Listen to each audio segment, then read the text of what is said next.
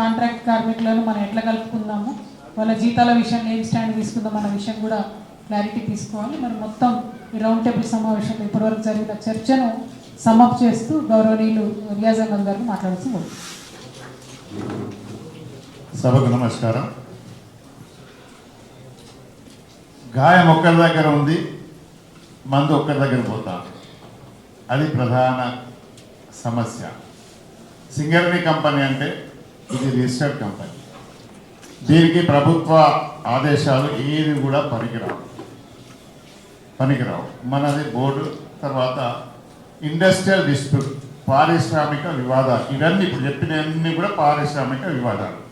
ఈ పారిశ్రామిక వివాదాలు ఎట్లా సెటిల్ అవుతాయంటే కార్మిక సంఘాల ద్వారా సెటిల్. కార్మిక సంఘాలను పక్కన పెట్టేందుకు ఎమ్మెల్యేల చుట్టూ తిరుగుతారు, ఎంపీల చుట్టూ తిరుగుతారు. ఎవరు ఇన్నిసార్లు తిరిగిన ఏమైనా అయిందా మీకు? ఇన్నిసార్లు తిరిగి ఆ తిరుగు లేదు. బాయిల మీద తిరిగి బాయి బంద్ పెడతామంటే దిగిరాడవాడు. అది పోయింది. గెలిచిన దగ్గర పోదామా, లేకుంటే ఎమ్మెల్యే దగ్గర పోదామా, మంత్రి దగ్గర పోదామా, కాలయాపన అయిపోయింది. ఈ సమస్య అంతా అయిపోయింది. ఇంకోటి ఏంటంటే గెలిచిన సంఘాలు కంప్లీట్గా ప్రభుత్వ సంఘాలే. సిపిఐ కానీ, ఏఐటీసీ కానీ, ఐఎన్టీసీ కానీ, సిఐటియు కానీ, టీజీబీకేఎస్ కానీ, బిఎంఎస్ కానీ, వీళ్ళందరూ కూడా ప్రభుత్వ సంఘాలు. ప్రభుత్వం ఎట్లా చెప్తే అట్లా వినాల్సింది. మాది అట్లా కాదు. మాకు సుప్రీం ఎవరు అంటే కార్మికులే. కార్మికుల ఎజెండానే మన ఎజెండా.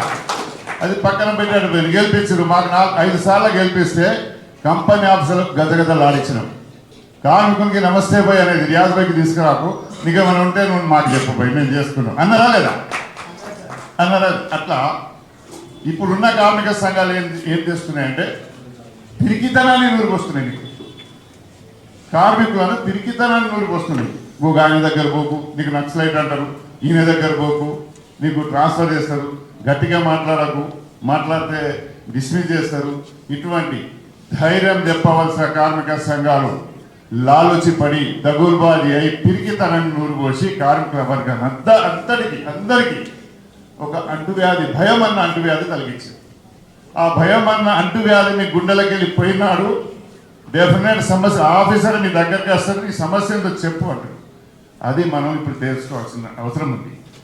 హెచ్ఎంఎస్లో మాత్రం ఇప్పటిదాకా జాగృతి కానీ హెచ్ఎంఎస్ కానీ ఇంతకుముందు అన్నారు డిపెండెంట్ ఎంప్లాయ్మెంట్ వచ్చింది. ట్రేడ్ యూనియన్ నాయకురాలుగా ఇప్పించారు, పొలిటికల్ పార్టీగా కాదు. అది గుర్తుంచుకోండి. టీజీబీ కేసు గౌరవ అధ్యక్షురాలుగా ఉండి సపోర్ట్ ఉండే పార్టీలు ఉన్నారు. కేసీఆర్ గారు మేడం చెప్పగానే నన్ను ఇది చేయాలి, ట్రేడ్ యూనియన్ నాయకుడు గౌరవ అధ్యక్షుడు అట్లా వచ్చినాయి కానీ పొలిటికల్గా కాలే. ఇప్పుడు కూడా నేను ఏం చెప్పేదంటే పొలిటికల్గా పోకండి, వాళ్ళకి బహిష్కరించండి. ఆ కొత్తగూడెం రీజన్లో ఎమ్మెల్యే వచ్చిన ఎంపీ వచ్చిన మొత్తం దండలు పట్టుకొని ఇది పట్టుకొని శాలలు పట్టుకొని ఉరుకుతారు. ఇప్పుడు కూడా రామగుండం రీజన్లో అది ఉంది. రామగుండం రీజన్లో ఏ ఎమ్మెల్యే వచ్చినా ఏ మంత్రి వచ్చినా వాళ్ళ దగ్గర పోరు కార్మికులు. వాళ్ళని పోతారా? పోరు. ఈ కల్చర్ అంతా కొత్తగూడెంలో ఉంది. రాగానే హతం పెద్ద దండాలు వేసి అది చేసి ఏం చేసిండు, ఏం చేస్తలేడు. మీ కిందికి వేస్తే తీసుకొచ్చిండు. బొగ్గుబాయిలు బంద్ చేస్తున్నాడు. బొగ్గుబాయిలు బంద్ చేసి ఇంకోటి ఏంటంటే ప్రైవేట్ సంస్థల నుండి ప్రభుత్వ రంగ సంస్థ ఎందుకైతే సామాజిక శ్రేయస్సు గురించి ప్రభుత్వ రంగ సంస్థలుగా కన్వర్ట్ అయింది. సామాజిక శ్రేయస్సు పోయింది. ఇప్పుడు బిజినెస్ కాదు, లాభ నష్టాలు కాదు, ప్రజలకు కాపాడుతున్నామా లేదా అన్నది important. No loss no gain మీద నడవాలి. లాభం వస్తలేదు, ఇది బంద్ చేస్తాం, లాభం వస్తుందో ఆబాయ్ బంద్ చేద్దాం, బాయిలన్నీ బంద్ పెట్టారు. ఇవాళ కూడా ఒకటే చెప్తున్నాం, ఇవన్నీ అయిపోయినాయి. ప్రయోగాలు అందరూ చేసారు, ధర్నాలు చూసిండ్రు, ఎర్ర అంగీలు వేసుకున్నారు, తెల్ల అంగీలు వేసుకున్నారు, రకరకాల ధర్నాలు చేసుకొని డ్రామా ఆడారు. అది ఆర్టిఫిషియల్ ఉద్యమాలు జరిగినాయి. దాంతో ప్రభుత్వాలకు ఒరిగేది ఏం లేదు, నవ్వుకుండా ఎంజాయ్ చేసుకుంటున్నారు. కనుక ఇప్పుడు మనం తీసుకునే దాని తీర్మానంలో ఒకటి సమ్మె తప్ప మార్గం లేదు. ఇప్పుడు కాదు, అనుభవం ఉంది కదా. చెన్నారెడ్డి గవర్నమెంట్ ఉన్నప్పుడు, తర్వాత చెన్నారెడ్డి తర్వాత విజయభాస్కర్ రెడ్డి గారు ఉన్నప్పుడు, ఆ సీఎంలు ఉన్నప్పుడు మేము సమ్మె చేసినాం. 45 రోజులు సమ్మె చేస్తే డిస్పెన్సరీలు వచ్చినాయి. కాంగ్రెస్ కొత్త డిస్పెన్సరీ వచ్చినా గోదావరికల్లో 8 డిస్పెన్సరీలు వచ్చినాయి. సమ్మె చేస్తే 4 బండ్లు వచ్చినాయి. సమ్మె చేస్తే బొగ్గు డిపోలు వచ్చినాయి. అట్టుకుంటే రాదు, లాభితోటే రాలే. డిస్పెన్సరీలు వచ్చినాయి, ఇప్పుడు అన్నీ బంద్ అయ్యాయి. మళ్ళీ సమ్మె బాట మనం పడితేనే, ఇది ఒకటే మార్గం ఉంది, ఏం లేదు, ఎవరొచ్చినా ఏం కాదు. కనుక హెచ్ఎంఎస్ జాగృతి ఇద్దరం కలిసి గట్టిగా నిలబడదాం. ఏ హెచ్ఎంఎస్ కార్యకర్త భయపడలే. హెచ్ఎంఎస్ మీద మా మీద ఎన్ని ఒత్తిళ్ళు వచ్చినాయి. నా మీద 78 ఛార్జ్షీట్లు నన్ను ఎత్తి మీద ఉన్న ఎంపికతో సమానం చిప్పి పడేసాం. డిస్మిస్ చేశామని ధైర్యంగా నిలబడాలి. అందుకు ఇవాళ ఎవ్వరు కాదు, హెచ్ఎంఎస్ ఆ బాయికి వస్తుందంటే సెక్యూరిటీ వాళ్ళందరూ వస్తారు. మేము బాయిల మీద పోతున్నామంటే మొత్తం అలర్ట్ అయిపోతుంది. అదే వేరే నాయకులు పోతే కూర్చుని పెడతారు, వాళ్ళ ఆఫీసర్లు వాళ్ళ దగ్గర పోతారు. దగ్గర పోయి రండి సార్ కూర్చోండి, మీకు షుగర్ ఉందా, ఈ చాయ్ కావాలా, ఆ చాయ్ కావాలి, షుగర్లెస్ కాఫీ తీసుకురా ఆఫీసర్ అంటే. మేము పోతే ఎప్పుడు పోతున్నాడో చూస్తాము. కనుక మనం నమ్ముకున్న హెచ్ఎంఎస్ జాగృతి నమ్ముకున్న కార్మికులకు నమ్మకంగా పనిచేస్తారు. అది మీరు కార్మికుల మనసులోకి తీసుకుంటారు. కార్మికులు కూడా ఇవాళ మొత్తం మనకు నమ్ముతారు. కవిత గారు గౌరవాధ్యక్షులు అయిన తర్వాత భయం వచ్చింది వాళ్ళకు. అది రియాజ్ అంటే ఆమె కూడా మొండాన్ని వచ్చింది. ఇద్దరు కలిసి సింగరింగ్ ఏం చేస్తారో ఇట్లా చర్చించుకున్నారు. గోదావరి సింగరింగ్ మొత్తంలో ఆఫీసర్లు కూడా కొంతమంది నీతిపర ఆఫీసర్లు, రియాజ్ భాయ్ మీరేనే భాయ్, ఇగో ఫలానా మీరు లేవనెత్తండి, డెఫినెట్లీ అయితే లేకపోతే సింగర్ని మునిగిపోతాను. ఆఫీసర్లు కూడా 50% నిజాయితీ పడుతున్నారు. సింగర్ని రక్షించుకోవాలి. సింగర్ని లేకపోతే ఏం లేదు. ఒక్క బాయస్తే మనలో అదిదన్నారు. ఒక్క బాయస్తే 3000 మందికి ఉద్యోగాలు వస్తాయి. ఒక్క బాయస్తే 300 మంది ఒక కార్మికుడు 4-6 టన్నుల బొగ్గు తీస్తాడు. ప్రభుత్వానికి పైసలు వస్తాయి, మంచి ఉద్యోగం వస్తుంది. 1,00,000 మంది ఉద్యోగాలకు సింగరేణిలో ఉద్యోగాలు ఇచ్చే అవకాశం స్కోప్ ఉంది. మనడు సారని అన్నట్టు బొగ్గు నిక్షేపాలు మన దగ్గర ఉన్నది ఎక్కడ లేవు. కొంతమంది ఆఫీసర్ బుకాయిస్తారు ఏంటంటే బొగ్గు లోపల ఉన్నది, మంచి బొగ్గు లేదు. ఇంకా లోపలికి పోయిన కొద్దీ మంచి బొగ్గు ఉన్నది, గ్రేడ్ బొగ్గు ఉంటుంది. షాప్ సిస్టమ్ పెట్టాలి. ప్రతి ఏరియాలో మనం సజెషన్ ఇస్తాం, మీ స్ట్రైక్ నోటీస్ కూడా పెడతాం. ప్రతి ఏరియాలో 4 షాప్ సిస్టమ్ పెట్టండి. బాగా దూరమైనవి అక్కడ పోయినాక షాప్ వేయండి. పాతకాలంలో షాప్ వేయాలంటే మేడం 1 సంవత్సరాలు పడింది. ఇవాళ కొత్త టెక్నాలజీ వచ్చింది. 6 నెలల లోపల షాప్ పడుతుంది, 6 నెలల లోపల షాప్ పడుతుంది. అటువంటి టెక్నాలజీ వచ్చింది. సింగర్ని రక్షించుకోవడానికి లేరు. ఎటు తిరిగి సింగర్ని పర్మనెంట్ కార్మికులు బంద్ పెట్టాలి, ప్రైవేట్ వాళ్ళకి తీసుకురావాలి, దండుకుంటారు. కోట్ల రూపాయలు మనం వాళ్ళకి ఎంత పేమెంట్ చేసారు, మా కార్మికులు ఎంత పేమెంట్ చేసారు, ఆ లెక్క తీస్తే కనబడుతుంది. మొత్తం మనకు వచ్చే లాభాల్లో మనకు కార్మికులకు ఇచ్చే జీతాలు 30%. ఇవాళ మీరే లెక్క చూసుకోవచ్చు. 58,000 మిలియన్ టన్నుల బొగ్గు వచ్చింది, 38,000 మంది కార్మికులు. దాంతో ఎంత వస్తుంది? వృధా ఖర్చులని మన మీద పెట్టి, మన మీద నెట్టేసి, ఎక్కడెక్కడికి వచ్చిన పైసలన్నీ అవన్నీ మన మీద పెట్టి, ఇంత కాస్ట్ అవుతుంది, 8,000 అవుతుంది, 10,000 అవుతుంది, కొన్నింట్లో లాస్ ఉన్నది. దీనికి కారణం ఏంటంటే ట్రేడ్ యూనియన్ నిజం ఫెయిల్ అయింది. గతంలో ఉన్న ట్రేడ్ యూనియన్ నిజం స్ట్రాంగ్ ఉండే, ట్రేడ్ యూనియన్ నిలబడితేనే వీఆర్ఎస్ స్కీమ్ వచ్చింది. బట్టిగా రాలే, ఎవరు ఇస్తే రాలే. వారసు 2 ఉన్నాయి ఇక్కడ, మీకు అర్థం కావాలి. మెడికల్ బోర్డు వేరు, వీఆర్ఎస్ వేరు. మెడికల్ బోర్డు అంటే మైన్స్ రూల్ ప్రకారంగా అండర్గ్రౌండ్లో పనిచేస్తున్న వాళ్ళకు ప్రతి 5 సంవత్సరాలకు ఒకసారి మెడికల్ ట్రీట్మెంట్ ఇవ్వాలి, చూడాలి. పిఎంఈ ప్రీ మెడికల్ ఎగ్జామినేషన్ చేయాలి. అది ఎందుకు అంటే లోపల పోయిన తర్వాత పరిగల్పన, మేడం చెప్పారు, పరిగల్పన 6 గంటలు పనిచేస్తారు. లోపల పోతే ఏం దొరకాలి, నీళ్లు కూడా రా వాటర్ ఉంటాయి. అందుకే రోగాలన్నీ వాళ్ళకి వస్తాయి. ఆ రోగాలు బొగ్గు పులుసు వాయువు వస్తుంది. బొగ్గు పులుసు లోపల పోతే న్యూమోక్లియస్ డిసీజ్ వస్తుంది. సింగరేణి కార్మికులు చూడండి, ఇవాళ ఇట్లున్న రాజులు ఇంకో 5 సంవత్సరాలు చూడండి, వీళ్ళ బొర్ర ఇట్లా అవుతుంది. మేడం చెప్పిన కాళ్ళ వంకర అవుతాయి, మెడల వంకర అవుతాయి, నడకలేక మోకాళ్ళ నొప్పులు కనుక ఈ రోగాలతోటి ఉన్న వాళ్ళకు సేఫ్గా మంచిగా ఉన్న కార్మికుడే అండర్ రూల్లో దిగాలి. మంచి రూల్, సేఫ్టీ రూల్. మంచిగా లేకపోతే ట్రీట్మెంట్ ఇవ్వాలి. ట్రీట్మెంట్ ఇచ్చిన తర్వాత కూడా ఆయన పని చేయలేని పరిస్థితిలో ఉంటే, వీక్ ఉంటే ఆయనకు అన్ఫిట్ చేయాలి. అన్ఫిట్ చేసే సంగతి ఏం చెప్పండి. చచ్చిపోయిన తర్వాత ఎవరు చూసుకుంటూ ఉంటారు, కానీ అన్ఫిట్ అయిన వాళ్ళకు మంచం మీద పడుకుంటారు. ఎవరు కూడా 4 రోజులు చూస్తారు. అందుకే వాళ్ళకు డిపెండెంట్ ఉద్యోగం ఇవ్వాలి అని యూనియన్లో అగ్రిమెంట్. దాని తర్వాత అది మెడికల్ కూడా 100% నెలకు నెల పెట్టవలసిందే. ఆ మెడికల్ కూడా బంద్ అయింది. అప్పుడు మీరు కొట్లాడారు, అప్పుడు మెడికల్ కూడా వచ్చింది. 98లో బంద్ అయింది ఈ సిపిఓల వాళ్ళకి గెలిపించిన తర్వాత. మళ్ళీ విఆర్ఎస్ స్కీమ్ అంటే మనిషి శాతకం అయిపోయాడు. 2 సంవత్సరాల ముందు 1 సంవత్సరం అంటే 85లో పుట్టింది. 85లో 1 సంవత్సరం ముందు దరఖాస్తు పెట్టుకుంటే నేను పనిచేయలేని పొజిషన్ ఉన్నాను, నన్ను అన్ఫిట్ చేసిన కొడుకు ఉద్యోగం అంటే డిఫరెంట్ ఇమీడియట్లీ చేశారు. దానికి ఏమీ లేదు. కానీ ఆ బీఆర్ఎస్ స్కీమ్లో కొంతమంది దగ్గులు బాధ్యులు కోర్టుకు పోయి ఆడికి పోయి ఈటుకు పోయి వారసత్వ ఉద్యోగాలు ఎట్లా ఇస్తారు మీరు, సింగరేణి ఉంటుందా? ఇదంతా చేసింది నాకు తెలుసు. చర్చ చేశారు. కొంతమంది బాపనులు ఉన్నారు, ఇంట్లో బాపనులు ఉంటే సార్ ఏమనుకోద్దు, మీరు ఏమనుకోద్దు. అయితే వాళ్ళే అది ఈ ఉద్యోగం ఈ దళితులదేనా అనేది మొత్తం వారసత్వ ఉద్యోగాలు దళితులకు చాలా మంది పనిచేసింది సింగరేణిలో. దళితులకు రైట్ ఉంది సింగరేణిలో, వాళ్ళకి హక్కు ఉన్నది. ఎందుకంటే ఆ బొగ్గుబాయిలో పనిచేయడానికి ఎవరు రాకపోతే అక్కడున్న దొరలకు చెప్పి అరే పాలరు వాళ్ళ మీరు అదే పాలరు ఇట్లా బాగా దిగురా, బలవంతంగా దింపిన వాళ్ళను ఎస్టీలు బలవంతంగా దిగిండు. ఎప్పుడైతే కానూన్ పెరిగిందో, కానూన్ మంచి కట్టిందో, వేది కూడా అయిందో, వేది కూడా మంచి వేది కూడా వచ్చిన తర్వాత జీతాలు పెరిగిన తర్వాత ప్రతి ఒక్కరు బాగా దిగుదామని వచ్చారు. వాళ్ళు ఒక దళిత కార్మికులు మారుపేర్లు ఎట్లా వచ్చినాయి, మారుపేర్లు ఎట్లా వచ్చినాయి? ఆ దళిత కార్మికులకు అన్ఫిట్ అయితే కార్మికుడు అనిపిస్తే ఇవ్వలేక అరే నీ అల్లులాగా మామూలుగా ఎక్కి బైక్ అని అట్లా వచ్చినాయి. అప్పుడు కంపెనీ కూడా సర్టిఫై చేసింది, ఇచ్చింది కదా. సర్టిఫై చేయలేదు, మనుషులు దొరుకుతలేరు, అందరు తీసుకున్నారు. ఇవాళ 30 సంవత్సరాలు చాకరీ చేసుకొని ఇవాళ దొంగ పేరు మీద ఉన్నారు.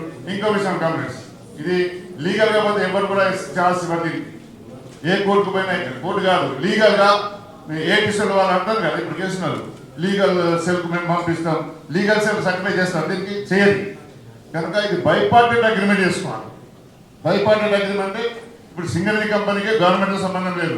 Bipartite are tripartite. బైపార్టెడ్ అంటే మేనేజ్మెంట్ యూనియన్ కలిసి చేసుకోవాలి. దాంట్లో మనం చేసుకుంటే నేను అఫిడవిట్ ఇస్తారు, నేను అప్పుడు ఏదో పేరు మీద కార్మికుడు ఇస్తారు, వేరేవారు కాదు. అది కన్వీనియన్స్ చేసినానే సింగరేణి మేనేజ్మెంట్ ఇట్లా ఇవ్వండి సార్ అంటే పొలిటికల్ అవుతాయి. అందుకే ఆపాడు ఆయన.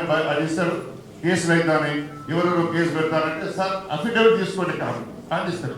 నేను ఈ పేరులోనే ఈ పేరు మారుతున్నాను, ఇలా కేసు అయితే నా మీద కేసు బుక్ చేయండి అంటే కన్విన్స్ అయ్యారు.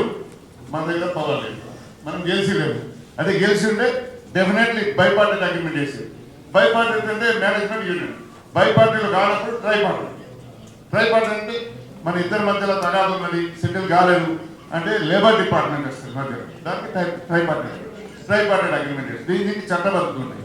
గవర్నమెంట్ జియోలు ఏ జియో రాదు, మారుపేలను తీసుకొని జీవిస్తారా? నేను గుండు కొరికించుకుంటా తీసుకొస్తాను చెప్పండి. అది తప్పుడు ముచ్చట బనాయించుకుంటా కాలయాపన చేయడానికి సిపిఓలు, ఏటీసీలు, ఐఎన్టీసీలు కేసును డైవర్ట్ చేయడానికి అటువంటి రకరకాలు చేస్తారు. కనుక మనం గట్టిగా ఉన్నాం, మన కార్యకర్తలు స్ట్రాంగ్ ఉన్నారు. మన కార్యకర్తలు ఇంకా స్ట్రాంగ్ చేయాలి. జాగృతి కార్యకర్తలు కొద్దిగా ఇంకా లేవాలి, మీరు లేస్తలేరు. కొట్లాడడం నేర్పుదాం వాళ్ళకి, నేర్పించి మనందరం హెచ్ఎంఎస్లు కూడా ఎవరు ఇప్పుడు ఉన్న వాళ్ళందరికీ ఎన్ని ఆపదలు వచ్చినా, ఎన్ని పోలీస్ కేసులు పెట్టింది, ఏ పేరు నాయకుడి మీద లేవు. ప్రసాద్ సాబ్ నా మీద దాదాపు పోలీస్ కేసులే 22 పోలీస్ కేసులు పెట్టింది. ఇండస్ట్రియల్ డిస్ప్యూట్ ను కన్వర్ట్ చేసి పోలీస్ కేసు చేసి రౌడీ షీటర్లను బుక్ చేసినాడు. రౌడీ షీటర్ నాకు 60 సంవత్సరాలకి రౌడీ షీటర్ ఉంటుందా చెప్పండి? రౌడీ షీట్ ఎవరి మీద చేయాలి? చేసిన తర్వాత ఈ నాయకుడు, ఇక్కడ ఉన్న నాయకుడు పోలీస్ స్టేషన్లో స్క్రోలింగ్, అది పేరు పెట్ట స్క్రోలింగ్ రావాలి. పోలీసు వాళ్ళు కూడా బెల్లం దొరికింది, స్క్రోలింగ్ పెట్టింది. నేనేమనుకున్నాడు ఆ పేరు పెట్టి అది నాకు మెడిల్. నేను కార్మికుల కోసం కొట్లాడటం జరిగింది. నేను దొంగతనం చేసాను, లంగతనం చేసాను, ఏదో చేసే కాలేదు. అట్లా మీరు కూడా ధైర్యంగా ఉండండి, కొట్లాడండి. మహిళా కార్మికులందరూ కవితలాగా తయారు చేయండి, మొగలందరూ రియాజంలాగా తయారు చేయండి. కానీ సమస్యలు ఎట్లా పరిష్కారం కావాలో నేను చెప్తాను. ఇప్పుడు కూడా ఒకటే లాస్ట్ కేసు చేసింది సార్, నక్సలైట్ సంబంధాలను కేసు పెట్టింది. లాస్ట్ కేసు కానీ ఇలా చేసి నక్సలైట్ సంబంధంలో మాకు ప్రాణాభయం ఉంది. ఈయన జైల్లో ఏంటంటే మీరేమనుకోదు, ఆ పొట్టూరు పోలీసులు చేసిన జైలు చేసి ప్రయత్నం చేసి మనం చూసే కోపడుతుంది. ఎవరు ఈటల రాజేందర్, వాళ్ళ పోలీసులు వినలే, పోలీసులు వినలే అది మాకు తెలుసు కదా మేము ఉన్నాం కదా అక్కడ అంటే లేదు ఏమైంది అది కాకుండా ఇది కాకుండా నాతో నృత్యంలో ఎవరు సరిగా ఇతరస్తుల నృత్యంలో ఎవరు సరిగా లేరు కనుక మనం భయపడద్దు ధైర్యంగా ఉందాం. రేపు సమ్మె మీరు ఈ తిరుగుడు మీరందరూ ఈ తిరుగుడు ఆఫీసుల చుట్టూ తిరగకండి, బాగా మీద తిరగండి. బాగా దగ్గర పండి మీ కొడుకులు లాంటి వాళ్ళం మాకు ఉద్యోగం ఇస్తలేడు, మీరు సమ్మెలో పాల్గొనండి. ఒకటేసారి పోయి సమ్మె లేవండి ఎవరు లేడు. వాళ్ళ మైండ్లో కాదు ఇవాళ నాకు వచ్చిన కదా నాకు కూడా వస్తాయి, ఆయనకి వచ్చిన కదా నాకు కూడా పడుతుంది కదా, వాళ్ళ మైండ్లో రావాలి. నా కొడుకు నేను అన్ఫిట్ అయితే నా కొడుకు ఉద్యోగం వస్తుందో రారా, మరి వీళ్ళకి ఇవాళ నాకెక్కడ వస్తుంది. అటువంటి ట్రైనింగ్ ప్రోగ్రామ్ చేస్తున్నాం, క్యాంపెయిన్ చేస్తున్నాం. స్ట్రైక్ అయితే కంపల్సరీ స్ట్రైక్ చేస్తే ఈ సమస్య పరిష్కారం, ఇవన్నీ సమస్యలు పరిష్కారం. మేము ధైర్యంగా మేము అమ్ముడు కొట్లాడతాం అవసరమైతే లొంగిపోతు భయపడతాం, ఓడిపోతాం కాదు లొంగి మాత్రం పోతాం. ఈ నమ్మకం కార్మికులు ఉంది. అయితే ఎన్నిసార్లు కొట్లాడతాం, భయపడి పారిపోం, లొంగిపోం, ఓడిపోతాం. ఇవాళ ఓడిపోతాం రేపు చేస్తాం కావచ్చు. కనుక సింగరేణి సంస్థ ప్రమాదం ఉంది. సింగరేణి సంస్థ ప్రమాదం ఉందంటే తెలంగాణలో ఉన్న వాళ్ళందరూ కూడా ప్రమాదంలో ఉన్నారు. ఉద్యోగాలు పోయి మళ్ళీ డాక్టర్ పడలేదన్నారు. బుక్కుబాయి బంద్ అయిన తర్వాత మళ్ళీ ఊర్లలోకి పోయి మనం ఇళ్ళని పట్టుకొని జైళ్ళలో పనిచేయాల్సిన పరిస్థితి వస్తుంది. అది రాకముందే దయచేసి మనము సోల్జర్ లాగా తయారైనా డాక్టర్ మన బడి కవిత గారు ఉన్నారు, మేమున్నాం, భయపడం. సింగరేణిలో సమస్యల పరిష్కారం 1,00,000 మందికి ఉద్యోగాలు ఇప్పారు. రేపు మేడం మీరు ముఖ్యమంత్రి అవుతారని నాకు నమ్మకం ఉంది. అప్పుడు కవితక్క బాయ్ సంవత్సరానికి 5 బాయిలు, ఇది కవితక్క బాయ్ 5 బాయిలు ఓపెన్ చేస్తే 15,000 మందికి ఉద్యోగాలు వస్తాయి. ఉంది దాని మాటలు కాదు నేను చెప్పేది, ప్రాక్టికల్ గా ఎక్స్పీరియన్స్ తో చెప్తున్నా. కవితక్క బాయ్, కవితక్క క్యాంటీన్, కవితక్క దవాఖానా, కవితక్క బడి. ఎందుకు చేయలేదు? ఎవరు చేయలే, మొగోళ్ళు చేయలే, ఆడబిడ్డ చేస్తుంది. అవి నువ్వు చేస్తే నమ్మకం మాకు, అందుకే చేయగలుగుతున్నాం. కలిసికట్టుగా కలిసి వచ్చే ప్రతి ఒక్కరికి తీసుకున్నాం. అందులో బీసీ నాయకులు బీసీ నాయకులు వచ్చారు, Prasad saab all India leader, all India party forward bloc. సింహం గుర్తే అని మీకు టచ్, కానీ సింహం గుర్తు వెనక ఏమున్నది అనేది చాలా మంది తక్కువ చేస్తారు. అందుకే అదే పనిచేస్తున్నాం. ఎవరు కలిసి వచ్చినా సింగరేణి కార్మిక సమస్యల కోసం, హక్కుల సాధన కోసం కొత్త బావులు రావాలి. కొత్త బావులు వస్తేనే ఉంటుంది. మేడం ఎక్స్పీరియన్స్ ఉంది మేడం. ఇవాళ ఈ ప్రభుత్వం దాని చేస్తుంది, ఆ ప్రభుత్వం నేను చేస్తుంది. మనం ఒక టీం అయి బీజేపీ ప్రభుత్వం మీద ప్రెజర్ తీసుకురావాలి. సింగరేణి నువ్వు గుజరాత్లో ఇచ్చినట్టు ఒక జాయింట్ యాక్షన్ కమిటీ లాగా అన్ని సంఘాలు కలిసి ఆ ప్రభుత్వం పోయి అడిగేది, కాంగ్రెస్ పోయి అడిగేది, నేను పోయి బీజేపీ దగ్గర అడగాలి. ఇంకా బీఆర్ఎస్ వాళ్ళు మేము వాళ్ళ దగ్గరికి పోతామంటారు. కనుక ట్రేడ్ యూనియన్ పరంగా దీనికోసం మనం అవసరమైతే ఇక్కడ ఒత్తిడి తీసుకెళ్తాం. ఇక్కడ ఈ ప్రభుత్వానికి చెప్తాం, నువ్వు తీర్మానం చేయి, మా బాబు మాకు రావాలి, మా సింగరేణి కంపెనీకి ఇవ్వాలని అసెంబ్లీలో తీర్మానం చేయి. లేబర్ కోర్టు విషయంలో కూడా అది కూడా ఒక స్ట్రైక్ నోటీస్లో పెడతాం.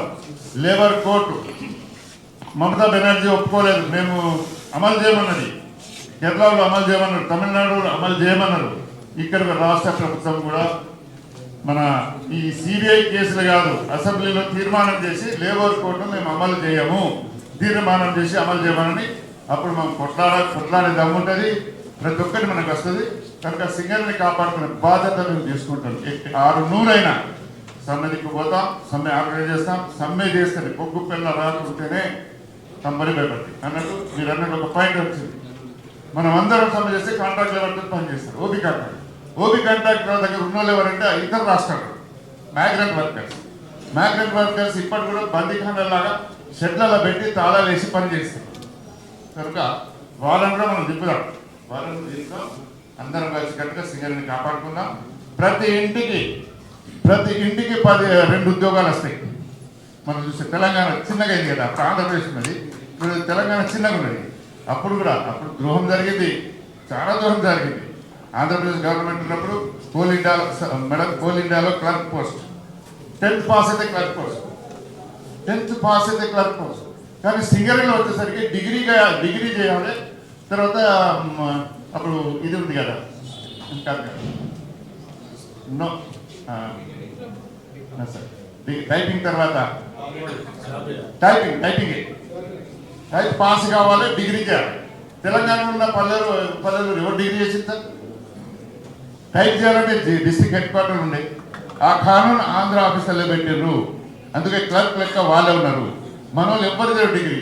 అక్కడ విజయవాడలో అక్కడ ఇక్కడ చేసిన వాళ్ళందరికీ క్లర్క్గా పోస్టు పెట్టింది. అట్లా కుట్రలు మొదటి నుండి జరుగుతుంది.